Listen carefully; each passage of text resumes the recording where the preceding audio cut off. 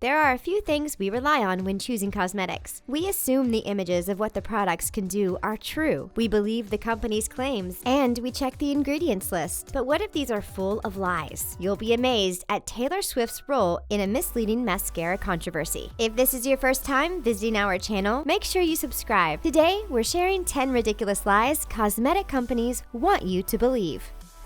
Mending split ends. Hands up if you've ever suffered from split ends. We hear you, and we understand that you'd probably love the sound of a product that mends those broken hairs. But it's actually impossible. Although there are hair care products out there that claim to mend split ends, that can't possibly be true. Once they're split, those strands aren't magically fusing back together. These products might well give your ends the appearance of no longer being split, but this will only last for a short time, and those split ends are actually still there. Let's get down to the science. We get a split ends when the protective outer layer of our hair wears away. That allows the inner fibers to unravel, a bit like a rope. Sure, you might be able to cover up the damage, but it won't repair it. The only way to get rid of these pesky offenders is to have them cut off. Most hairdressers recommend you have a trim every 6 to 8 weeks. Once you've done that, give your tresses the best chance for recovery by treating them well between cuts. You can help split ends from happening again by using a hydrating conditioner. Treat yourself to an intensive weekly mask. Try to avoid too much heat styling, and when you do style your hair, use a leave-in protein and a heat protector first.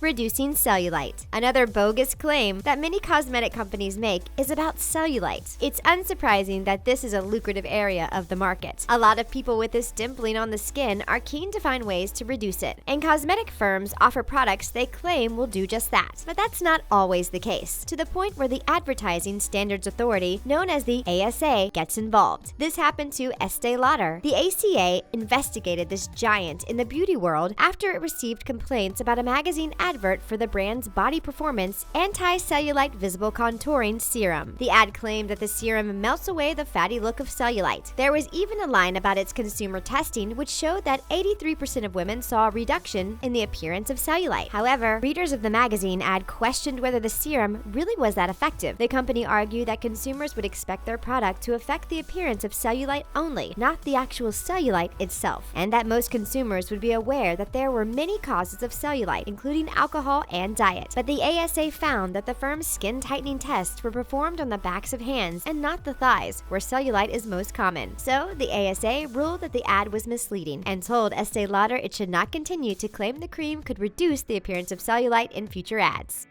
We are very excited to show you our new platform, the Premium. Get early access to thousands of videos from your favorite channels, including The Taco, The Things, The Trendy, and The Richest. It's all in one place and ad-free browsing. Sign up for the Premium for free and get ready to binge watch just one more video.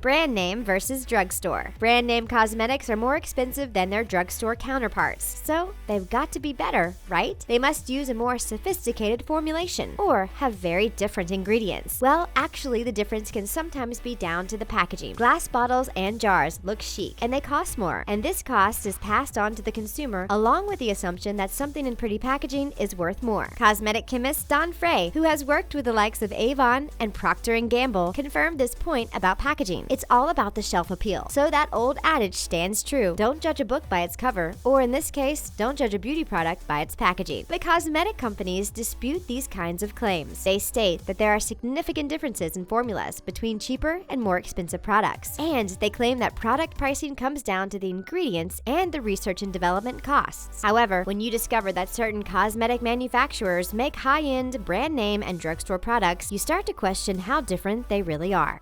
Misleading words. The word hypoallergenic is pretty pervasive in the cosmetic sector. It's one of those words that's become so commonplace we don't even question it anymore. But do you actually know what it means? Don't feel bad if you don't. That's because it doesn't really mean anything at all when used in beauty products. Its generic definition is basically less allergenic, so it causes fewer allergic reactions than other comparable products. But where's the proof? Some companies do publish their scientific evidence, but many do not. The marketers and beauty firms simply use use words like this to help sell their products. The same goes for phrases like purifying and renewing. Even words that have scientific meanings in their context, like detoxifying, don't necessarily mean much when it comes to the cosmetic world. You see, there haven't been any testing guidelines or requirements to govern the use of these types of words and phrases, and therefore there doesn't need to be any kind of evidence that the products perform these functions. These are the phrases that cosmetic companies love to use, and we think we understand what some of them mean. That's because they're everyday words, rather than scientific jargon. But don't be fooled into thinking your understanding of the word is the same as theirs. You're about to discover why when it comes to the words unscented versus fragrance-free. Let's look at the word unscented. It's perfectly reasonable to assume that this means the product won't contain any scent, as most of us use the words scent and fragrance interchangeably. But that's not the case in the cosmetics world. Unscented products can cover other chemicals odors with masking fragrances. In fact, the Environmental Working Group, known as the EWG, found that many unscented products have fragrance in their list of ingredients. This can also work the other way around. A beauty product might have the word fragrance-free on it, but might still have added scents, so the word fragrance won't appear on the ingredients list. But that doesn't mean there are no scented additives in there. Fragrances can have more ingredients than the rest of the product combined, but all that cosmetics companies need to do is use the generic word fragrance on the label and not list all the chemicals it contains. The EWG and the Campaign for Safe Cosmetics Research found an average of 14 chemicals in 17 fragrance products they tested, and none of those chemicals were listed on the label. There are lots of reasons why you wouldn't want fragrance in your cosmetics. Fragrances can contain hormone disruptors, and they're one of the top 5 allergens, so it's pretty shocking that we can be confused and misled about it in our cosmetics. Unsubstantiated claims. We've seen how some cosmetic companies use certain words and phrases without any proof or evidence. Well, how about this for a statistic? Nearly 1 in 4 wrinkle removal claims were found to include outright lies. That's according to Study of Cosmetic Ads, whose results were published in the Journal of Global Fashion Marketing. A panel of judges examined almost 300 full-page ads in fashion magazines and then categorized the claims under 4 labels: outright lie, omission, and acceptable. Out of 757 claims, 621 of them did not stack up, and only 14% of the scientific claims were judged to be trustworthy. The researchers pointed out that if many of these products really did what they claimed, they would have such an impact on the metabolism that they should actually be labeled as medicines. They demanded that companies provide scientific results in terms that the public could understand. As the Director General of the Cosmetic Toiletry and Perfumery Association, Dr. Chris Fowler pointed out, this is a particular issue in U.S. regulation and is much more stringent in the UK, as cosmetic companies have to satisfy the Advertising Standards Authority, the European Union, and trading standards. It is actually illegal to make a false claim because EU law requires that you do not make any claim that you cannot substantiate. The authors of this study also drew attention to the meaningless and confusing pseudoscientific jargon that beauty firms use. Let's take a closer look at that.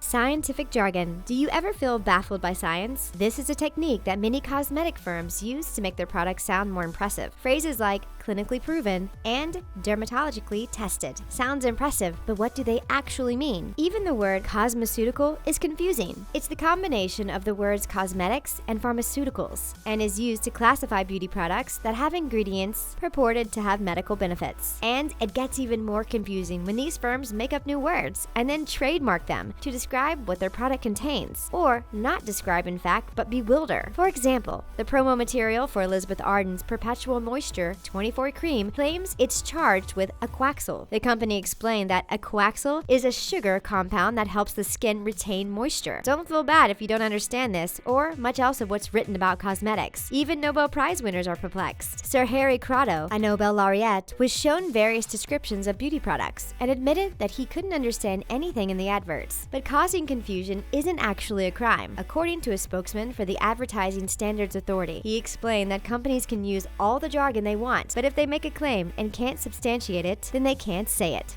Digitally enhanced images. One of L'Oreal's products in this area highlights another way cosmetic companies lie to consumers, and that's to do with photoshopping. L'Oreal Paris used a picture of Rachel Weisz in its advert for its Revitalist Repair 10 moisturizer, but it wasn't a straightforward photo of how the appearance of the actress's wrinkles had been reduced by the cream. It was actually a digitally enhanced image, and it got banned because the Advertising Standards Authority deemed it misleading. A Scottish Liberal Democrat member of Parliament in the UK complained complained to the ACA about the ad. It was part of her campaign against cosmetic firms using post-production techniques to mislead consumers. The ASA conceded that retouching images is acceptable, but only when the resulting effect was not one which misleadingly exaggerated the effect that the product was capable of achieving. And it found that the image in the ad had been altered in such a way as to substantially change Weiss's complexion, to make it appear smoother and more even. The advertising watchdog therefore concluded that the image misleadingly exaggerated the performance of the product, and because of this, it breached industry rules. So how did L'Oreal respond? The company said it sought to represent the actress as favorably as possible. What do you think of that response? Is it ever okay to digitally retouch images?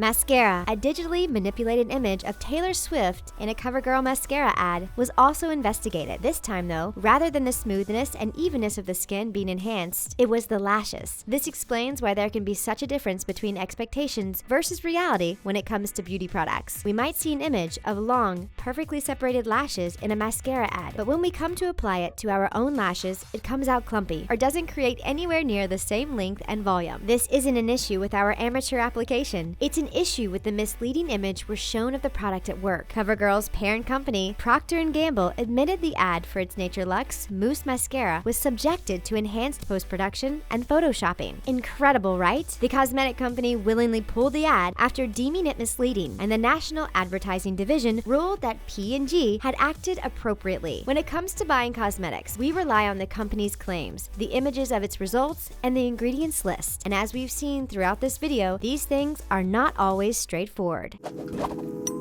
Which of these lies shocked you the most? Let us know in the comments, and please give this video a big thumbs up. Thanks for watching.